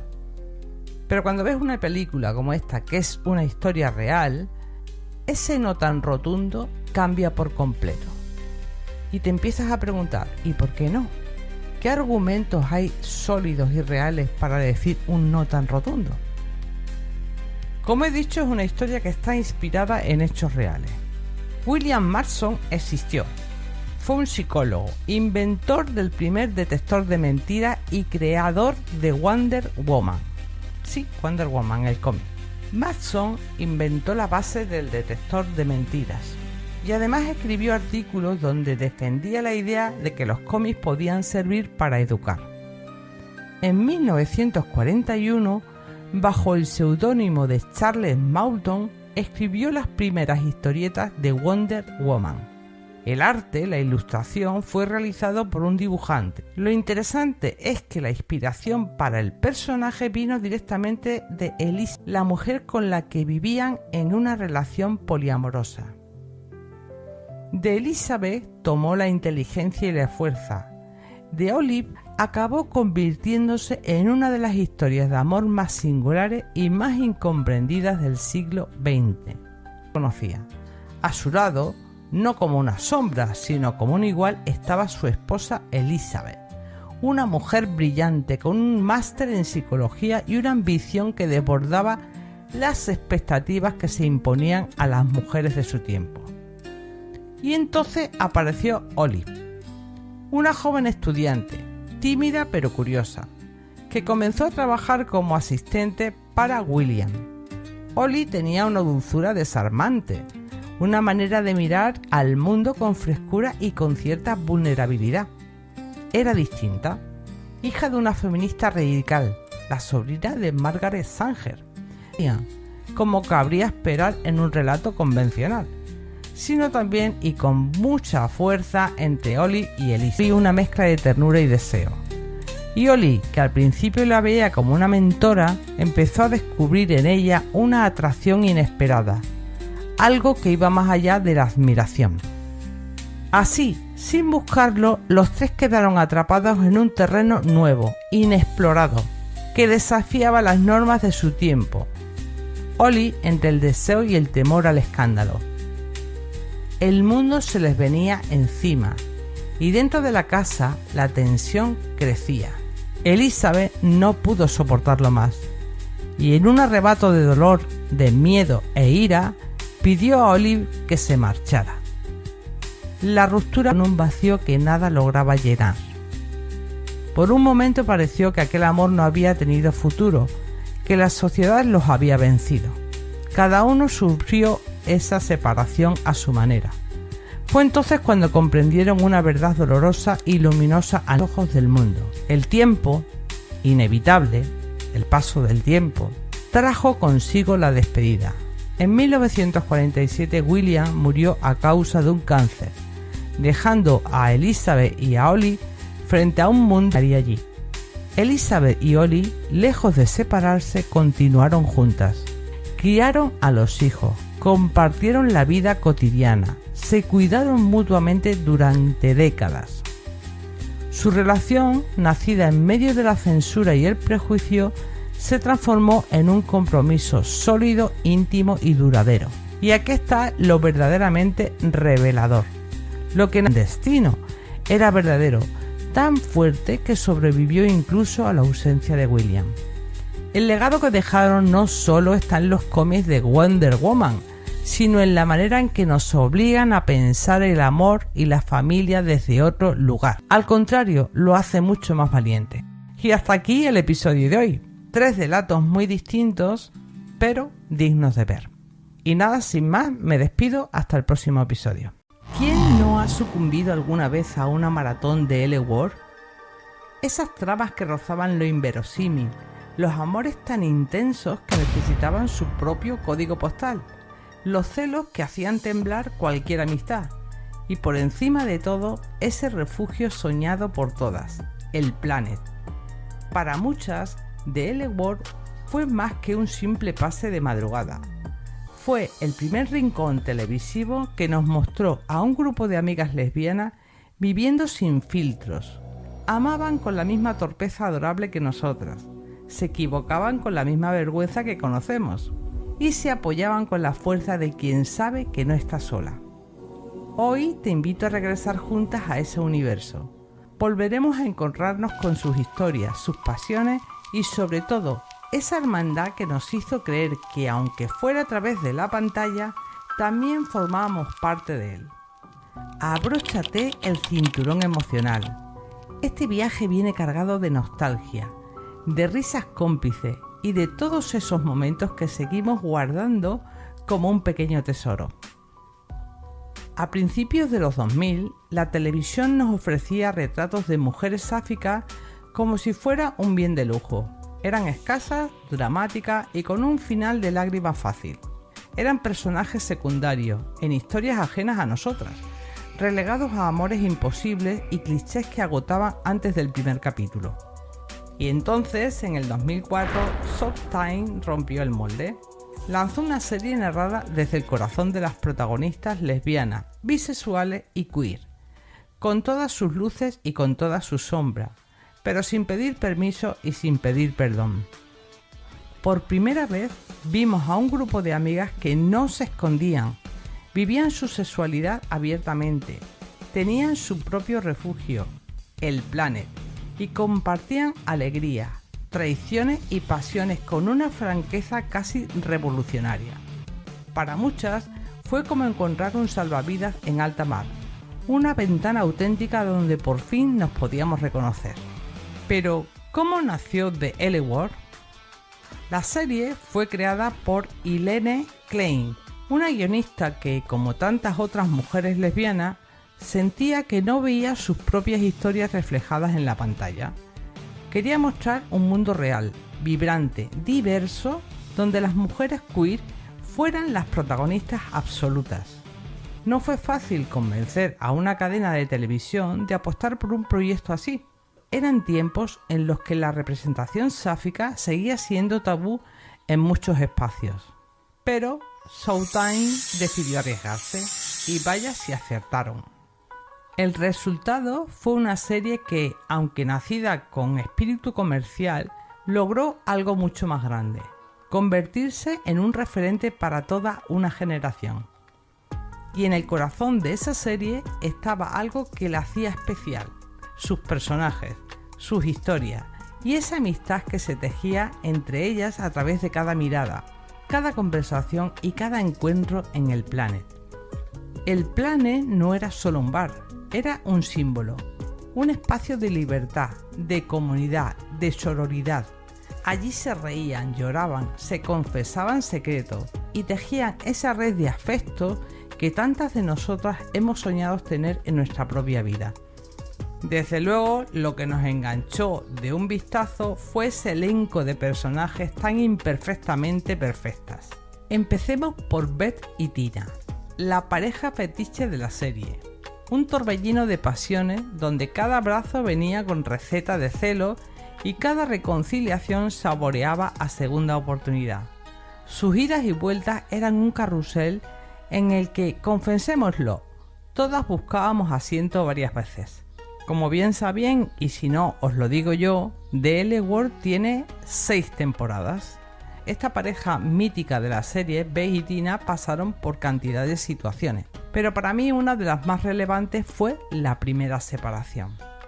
Esa primera separación de Beth y Tina fue un golpe al corazón de L Word. Habían construido una vida juntas, compartiendo la maravilla y el vértigo de criar a su hija. Pero la presión de los celos y las heridas no sanadas abrió una grieta tan profunda que ninguna de las dos encontraba la salida. Aquella ruptura, con lágrimas deslizándose por el cristal de un coche y promesas rotas en el aire, aún duelen en nuestro recuerdo.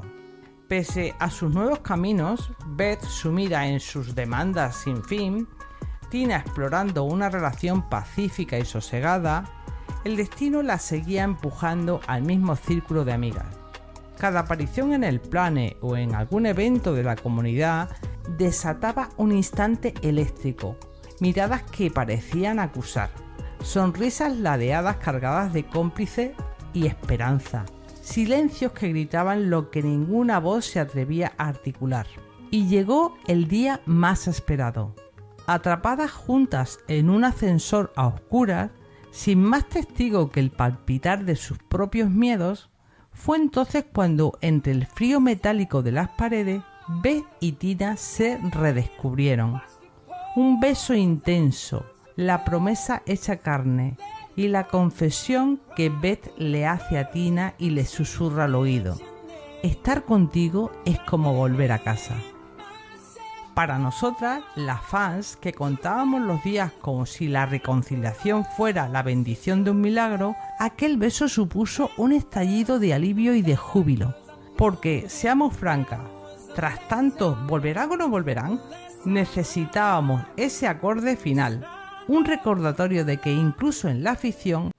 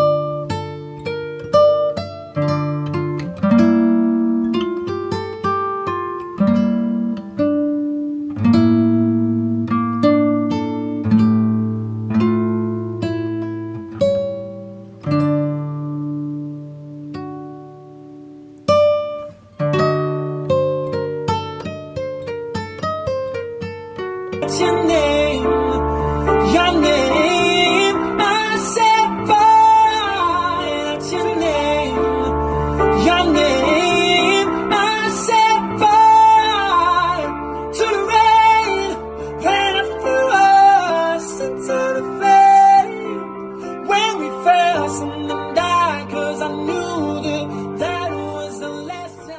Y luego teníamos a Zayn, la nómada del corazón, con esa melena que desafiaba peine y una mirada que prometía todo, excepto la estabilidad.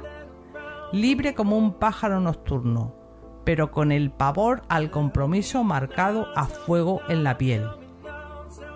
Hubo un capítulo muy divertido para mí, donde Zayn, en su intento de exorcizar fantasmas amorosos, protagonizó una comedia ácida cuando decidió sustituir la sábana por la esterilla del yoga y la cinta de correr.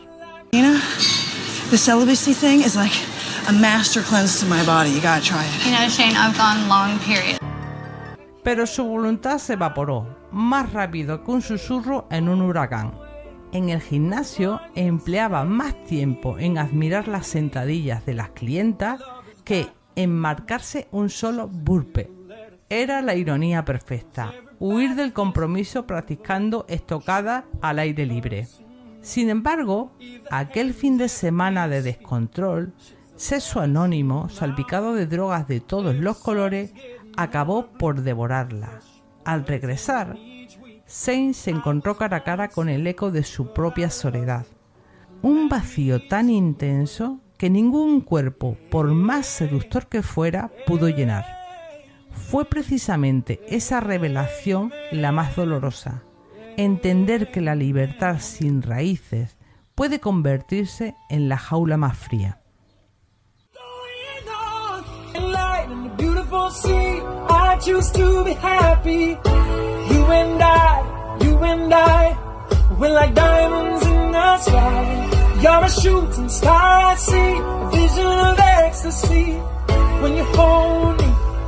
I'm alive, with vision of ecstasy. When you hold me, I'm alive, when like diamonds in the sky. I knew that we'd become one right away, right away. At first sight, I felt the energy. Alice, por su parte, irrumpía como un cometa, brillante, llena de giros imprevistos y con la bisexualidad despojada de cualquier estigma. Hablaba con humor y sin concesiones. Fue el soplo de aire fresco que necesitábamos. Al principio de la serie, sin embargo, Alice acumulaba más tropiezos amorosos que triunfos en sus citas. Sus historias de ligue parecían guiones de comedia romántica nunca filmados. Todo cambió el día en que Dana, su amiga de siempre, le confesó que aquella torpeza sentimental era solo el preludio de algo mucho más profundo. Ambas descubrieron que sus corazones latían al mismo ritmo y se lanzaron a una relación tan comprometida como sincera. Pero el destino fue implacable. Se volvió traidor. Dana enfermó gravemente y temporada tras temporada su fuerza se fue apagando hasta el último amanecer. Alicia, rodeada de todas sus amigas, la cuidó con devoción hasta el último aliento, sosteniendo su mano cuando las palabras ya no bastaban. Fue en esa entrega absoluta donde Alice enseñó que el amor nunca sabe de guiones perfectos, sino de corajes para estar, sin condiciones y hasta el final. Dana era pura ternura, tan dulce como un atardecer californiano y tan torpe para confesar su sentimiento que nos hacía reír y llorar a partes iguales. Su evolución se sentía como un poema en prosa. Y como todo buen poema, su historia terminó demasiado pronto, con un silencio que aún hoy resuena entre quienes la amaron. Y luego tenemos a Jenny. ¡Ay, Jenny, por favor! Fue sin duda el personaje más polémico del grupo. Caprichosa, contradictoria, capaz de hacernos aplaudir y fruncir el ceño en el mismo diálogo. Su caos interno nos recordó que crecer nunca es fácil, ni para ella ni para nadie. La amábamos, la odiábamos, la comprendíamos o no. Su evolución nos mostró el lado más oscuro y complejo de la identidad y las relaciones. A este gran elenco de protagonistas se sumaron Kit, que era la hermana de Beth, que tenía un carácter cargado de rectitud y era además la dueña del Planet. Carmen, esa latina explosiva, y Elena, la recién llegada que agitó el avispero con su pasión. Permíteme que haga un alto en el camino para recomendarte un vídeo de este mismo canal que creo yo que te puede interesar. Va sobre la amistad entre mujeres. Veréis, históricamente ha habido una necesidad de demonizar la amistad entre mujeres. Un interés además por mantenernos divididas. Pero yo me pregunto, ¿por qué? Pues la respuesta la hallarás en este vídeo. En este episodio nos sumergiremos en el fascinante mundo de la amistad femenina. Descubre cómo las relaciones entre mujeres van mucho más allá de la superficie, ofreciendo un apoyo incondicional, un entendimiento profundo basado en experiencias similares y un espacio seguro para ser auténtica. Así que te dejo el enlace arriba a la derecha. Y ahora ya proseguimos. Todo esto, unido a un ritmo narrativo dinámico y adictivo, nos hacía devorar capítulo tras capítulo incapaces de parar. Porque más allá de las tramas de L-Word, sabía atraparnos visualmente y emocionalmente, y eso también fue parte de su magia. Si nos remontamos a aquel viaje que hicimos hace unas semanas con la serie Tipping the Velvet, recordaremos que esta serie era una serie íntima, poética, casi como un poema en imágenes, una historia de época llena de delicadeza, donde el foco estaba en lo íntimo y en lo estético. The L-Word, en cambio, es otra cosa, más vibrante, más comercial, más descarada. No busca la sutileza ni la poesía, sino el ritmo, el dramatismo y el pulso de principios de los años 2000. Sí, tiene momentos muy superficiales y recurre a algunos clichés, pero ¿qué queréis que os diga? Nos atrapó igualmente. Era divertida, adictiva y nos llevaba a hacernos maratones de noche tras noche sin poder parar. Ambas series, aun siendo muy diferentes, marcaron un antes y un después para nosotras. Por eso, si no has visto el episodio que tenemos en el canal sobre Tipping the Velvet, te lo recomiendo encarecidamente. En el eco que dejó The L Word encontramos la huella indeleble de una revolución que trascendió la pantalla. Aquella serie no solo habló de lesbianas, abrió puertas a historias que dejaron de ser un susurro para convertirse en una conversación de sobremesa. Decenas de ficciones posteriores, desde dramedia hasta realities, bebieron de su audacia. Plataformas de streaming, antes tibias en este asunto, comenzaron a apostar por voces queer con presupuestos más jugosos y guiones menos estereotipados. Hoy, cuando un nuevo show se atreve a poner el foco en mujeres queer, arrastra tras de sí la impronta de aquellas pioneras, porque el valor de tendederos de guiones, de grupos de amigas reunidas alrededor de una barra, es el mismo que el del primer beso filmado plano a plano. Nos recuerda que nuestras vidas, con sus altas y sus bajas, merecen ser contadas. Han pasado más de 2 décadas desde que The L Word nos atrapó con sus personajes, sus amores y sobre todo su amistad. Hoy seguimos recordándola con cariño, porque fue una serie que nos marcó un antes y un después. Ahora me encantaría leeros. ¿Qué personaje os marcó más? ¿Qué escena no olvidaréis nunca? Contádmelo en los comentarios, me interesa muchísimo. Y bueno, hasta aquí el episodio de hoy. Millones de gracias por llegar conmigo hasta el final. Y por mi parte solo deciros mucho amor y mucho cariño y espero que nos veamos en el próximo episodio. ¡Chao! Hoy vamos a probar algo nuevo. No es una película, no es una serie, no es una biografía y no es una historia real. Hoy vamos a hablar de libros, porque aunque no todas leemos con la misma frecuencia, muchas hemos encontrado en la literatura un lugar creativo, imaginativo y seguro. Un refugio, o a veces simplemente una forma de saber que no estamos solas. Este vídeo es para quienes aman leer y también para quienes todavía están buscando esa historia que las atrape, esas que hablan de nosotras, que no disfrazan lo que somos y que no nos matan al final. Historias sáficas, escritas por mujeres para mujeres. Si alguna vez te costó encontrar libros que te representen, quédate, quizás hoy descubras alguno que te encuentre a ti.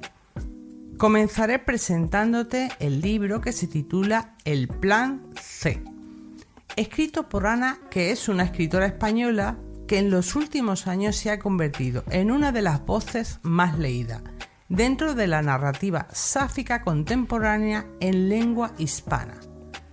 Ana no solo escribe una comedia romántica con protagonistas lesbianas, escribió una historia donde muchas se vieron reflejadas por primera vez sin dramatismo ni finales fatales.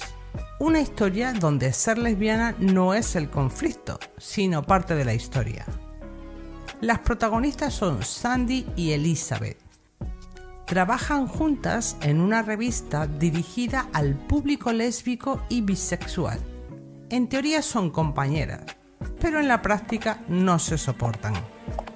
Sandy es todo carisma, sonrisa y desparpajo. Elizabeth, todo control, orden y paredes emocionales.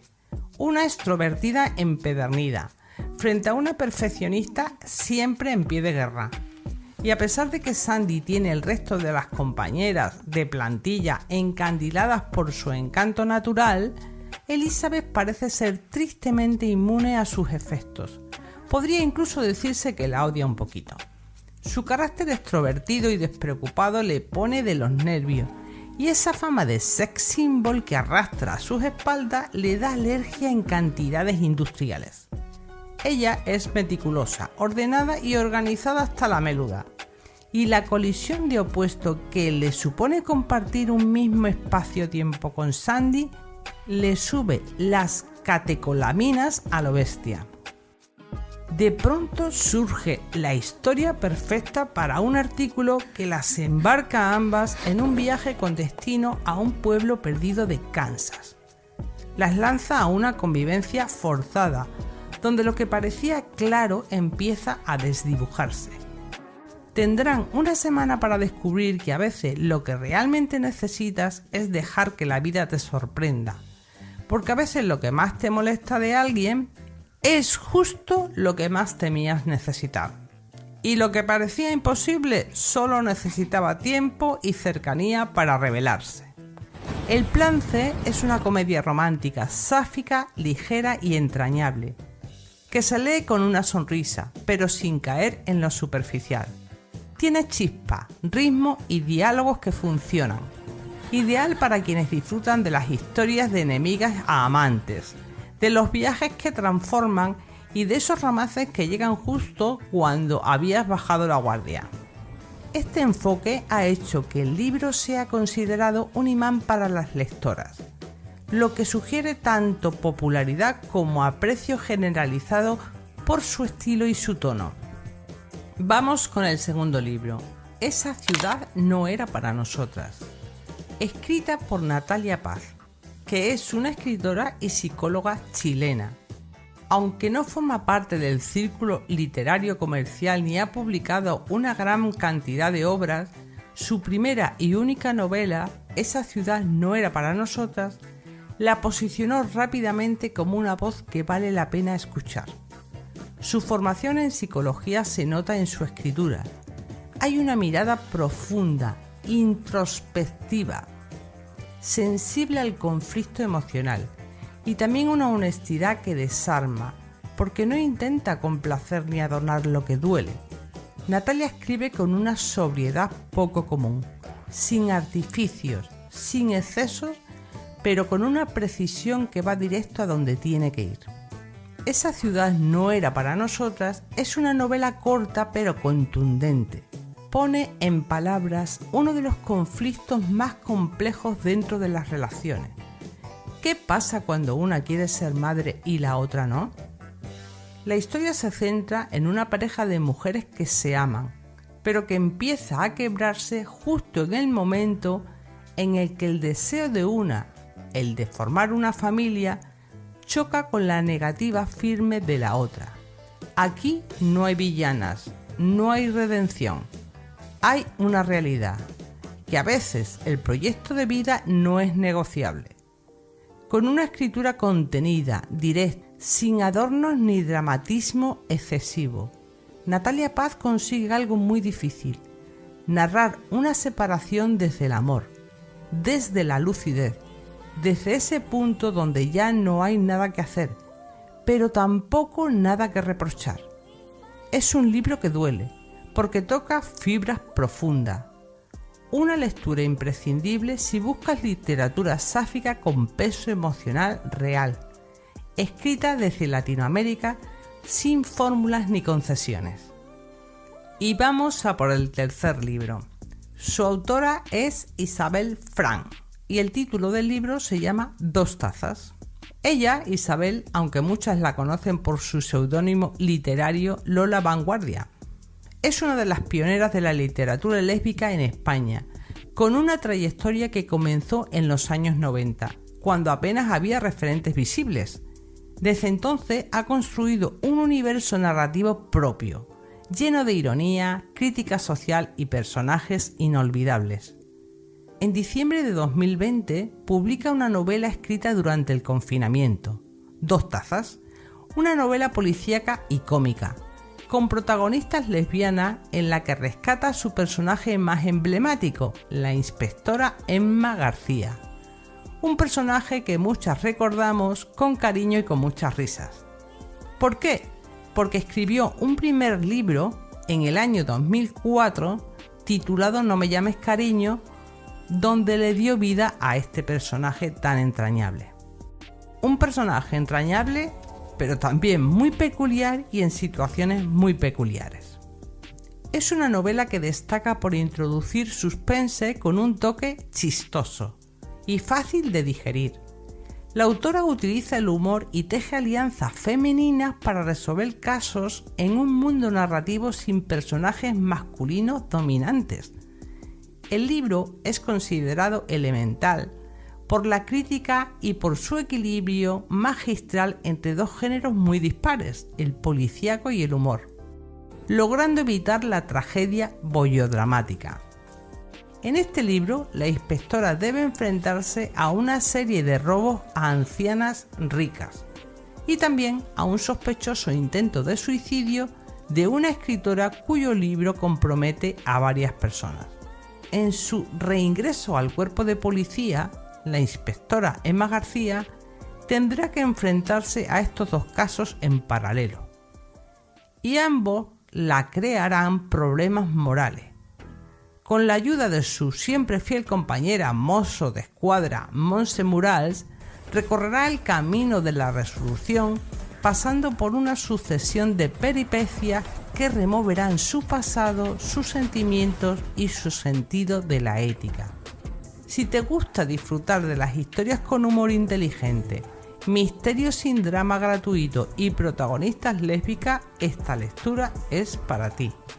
Permitidme hacerme un inciso. Mirad, el último episodio que yo publiqué, no sé por qué, YouTube lo guardó en el baúl de los recuerdos.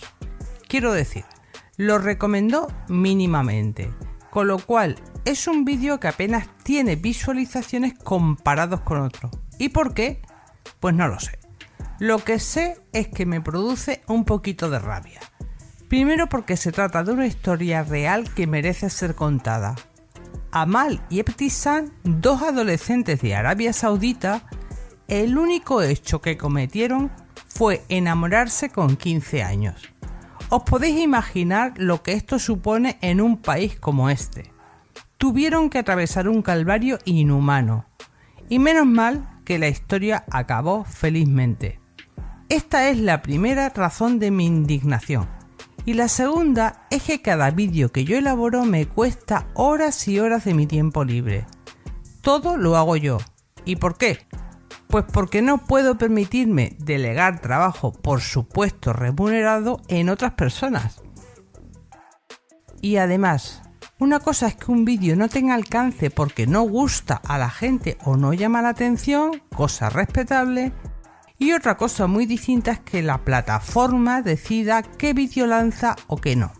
Por eso os recomiendo, para quienes os interese este tema, que veáis este episodio. Os dejaré el enlace en la pantalla final y también en la cajita de descripción. Y dicho esto, volvemos con el tema de hoy. Y ahora pasamos a otro libro y otro género. Se titula No dejes para mañana las ganas que me tienes hoy, de Maca Ferreira. Es una novela de romance erótico y comedia, publicada en el año 2019, que gira en torno a Cristina, una protagonista en plena fase de reconstrucción personal y emocional. La historia arranca con un viaje inusual. Cristina embarca con sus amigas en un crucero liberal, un escenario cargado de placer, descubrimiento y humor, donde se enfrentará a nuevas formas de relacionarse consigo misma y también relacionarse con el deseo. La narrativa, marcada por un tono fresco y directo, no se corta a la hora de hablar de sexo, pero lo hace desde un lugar de disfrute y desinhibición, que conecta con las lectoras que buscan historias donde el placer no está edulcorado ni censurado. Al mismo tiempo hay una mirada sobre la sororidad y el reencuentro con una misma, que le da profundidad al relato sin perder la ligereza. La autora, Maca Ferreira, se ha convertido en una voz reconocible dentro de la narrativa sáfica en español, precisamente por normalizar el sexo, el humor y las emociones en relaciones entre mujeres adultas. Aunque esta novela no forma parte de una saga ni de un universo de personajes recurrentes, se mantiene coherente con su estilo, directo, divertido y desenfadado. Ideal para lectoras que buscan historias ligeras, con sexo explícito sin tabúes, humor desvergonzado y una protagonista imperfecta pero cercana. Una opción estupenda para quienes no quieren dramas existenciales ni profundidad impostada, sino pasar un buen rato y de paso leer sobre el placer femenino sin culpa ni filtro. Y vamos a por el siguiente, que también cambia de género y de público. Efervescencia, de Cristina Bassi. Cristina Bassi es una autora argentina que ha encontrado su lugar dentro de la literatura juvenil con temática LGTBQ+. Sus historias están pensadas para un público joven, pero no por eso son simplonas, al contrario, se atreven a hablar del deseo, de la identidad y esas emociones difíciles de nombrar, con una honestidad que muchas lectoras adultas también valoran. Efervescencia encaja perfectamente en ese tipo de literatura, un espacio donde el autodescubrimiento, la incertidumbre y la intensidad de los primeros sentimientos ocupan el centro. La historia gira en torno a Tina, una adolescente de 15 años, que en su primera marcha del orgullo gay conoce a una mujer mayor. El encuentro, aparentemente casual, deja una marca que reconfigura todo lo que Tina creía saber sobre el amor, el deseo y su propia identidad. No es una historia típica, pues hay una diferencia de edad evidente y también una forma muy delicada y por momentos poética de explorar cómo alguien empieza a entender lo que siente, lo que quiere y lo que está dispuesta a esperar. Si te gustan las historias sobre el primer amor contadas sin condescendencia, con deseo real, dudas legítimas y toda la intensidad de los comienzos, esta novela es para ti. Y hasta aquí el episodio de hoy. Como siempre te doy las gracias por llegar hasta el final y en esta ocasión acompañarme en este recorrido por las historias sáficas leídas. Si te gustan este tipo de recomendaciones, que es nuevo en el canal, cuéntamelo en los comentarios. Me encantaría seguir compartiendo más libros contigo, porque lo cierto es que hoy tenemos la suerte de contar con mucho material y lo mejor al alcance de un clic, gracias a los formatos digitales. Y como siempre me despido con mucho amor, mucho cariño para todas y nos vemos en el próximo episodio.